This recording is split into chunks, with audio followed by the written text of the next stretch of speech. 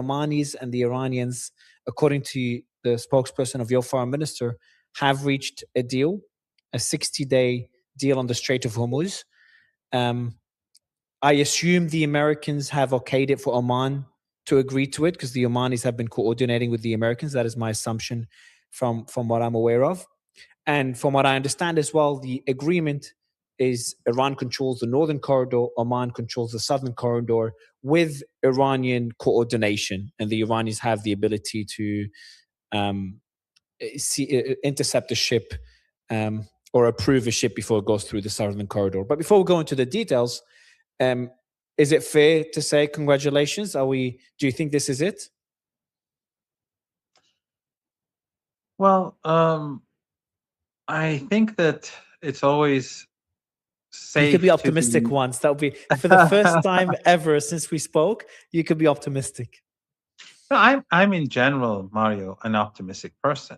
I mean, throughout this genocide in Gaza, if you go and see my interviews on shows like yours with other good friends who've been active over the years, I've always said that I believe that there's light at the end of the tunnel, and that what's going on in Palestine will, despite the darkness, and the horror that we're seeing every day, that there will be liberation, and there will be an end to this oppression of the Palestinian people. And I believe the same about Iran, and that's what I've always believed about the axis of resistance and the sacrifices that they've been making for independence, for liberation, and of course for the Palestinian people. But what my caution is linked to is the degree to which the Zionists and the Israeli regime are willing to push and bring about this death and destruction for this region, and the degree to which they're willing to wreck the global economy for the sake of their regime, for the sake of Zionism. This war was never in the interests of the United States. Antagonism between Iran and the United States was never in the interests of the American people. And if it wasn't for the Israeli regime, we would have had normal ties by now. We would have had a U.S. embassy in Tehran. We would have had an Iranian embassy in the United States.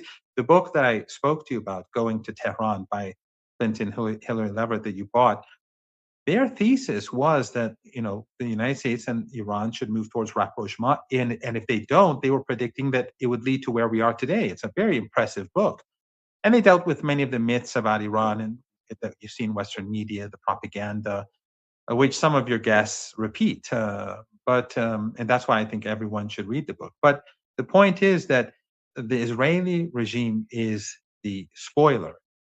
Trump isn't even all that important in all this. It is the fact that the Israeli regime pushes Trump, or the Zionist lobby pushes Trump. They also pushed Obama. They pushed all of the U.S. presidents in recent decades towards antagonism, towards with regards to Iran. But Trump was foolish enough to go into war, and of course he was destined to lose this war. I said this from the beginning; they'll lose the war. And today, if he was smart, if he was reasonable, he would go with the Omani-Iranian agreement. And of course, Oman is coordinating with the United States, as you pointed out, because Trump, if you recall, he said, "We'll bomb Oman or wreck their country or something like that. We'll if they don't obey us." Oh, he threatened to bomb them a couple of months ago. Exactly. So if he's smart, he will go back to his obligations. After all, it wasn't Iran that wrecked the deal, the MOU. It was the United States. They refrained from pushing the Israeli regime out of Lebanon. They refrained from returning Iran's stolen assets. These were all obligations. Trump continued to threaten to murder Iranians, destroy Iran, murder Iranians. These are all violations of the agreement. They expanded the sanctions regime during the MOU, another violation. And they opened that corridor, which was a violation of Article 5, and which led to the fighting and the renewed war. And he basically undermined the deal from day one because he wasn't serious about it. So now he is going to have to go and implement the deal, and probably the Iranians are going to expect more with regards to Yemen and Gaza in particular, and they'll probably want things up front. For example, Iran's assets, because Trump can't be trusted. But we could have been. I mean, this war shouldn't have started. After the 40 days, we had a ceasefire, and Netanyahu then carpet bombed Lebanon. I know you know this. I'm just reminding your audience. We could have had a ceasefire then, and the strait wouldn't have been closed.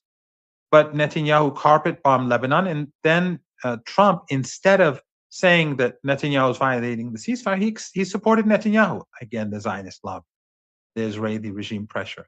And that led to the siege warfare.